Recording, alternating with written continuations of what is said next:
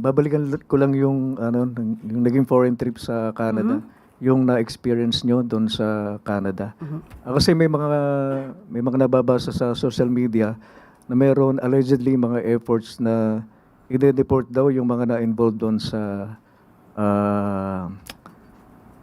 tawagin na lang nating nag-confront sa inyo. Ah, naka base doon sa pakikipag-ugnayan sa DFA kung meron man, totoo po ba yung magkakaroon ng deportation dito sa mga involved? Nung nangyari po kasi ito, hindi po ako nagsumbong. Hindi ko po agad ito pinaalam. Dahil wala po sana akong balak na palakihin.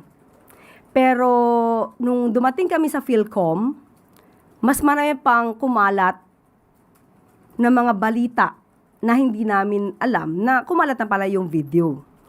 So doon lang namin nalaman na talagang balak or parang may agenda sila na ito ay ipakalat. So dahil dyan, mas nakita ng iba nating mga kababayan yung mga ginawa nila na hindi maganda habang kami ay nagtatrabaho sa bansang Canada.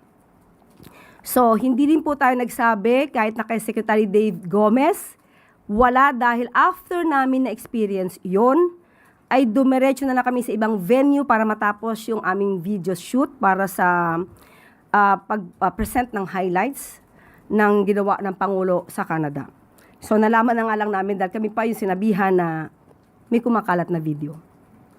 Hindi po tayo nagsumbong, hindi po natin alam kung merong gagawing aksyon ang Philippine Embassy, ang ambassador at ang Consul General sa Canada, pero as far as I'm concerned, wala po kaming isinumbong. Nagkataon lang po na kumalat siya siguro dahil sa ibang mga kababayan natin. At the same time, siguro yung kumuha ng video, yun talaga yung purpose nila. So, wala kaming kinuhang video, hindi po galing sa amin ang video, sa kanila po galing. So, kung ano po ang magiging tugon dito ng DFA, mas maaari po siguro na i-address na lamang natin ito kay Secretary Tess Lazaro.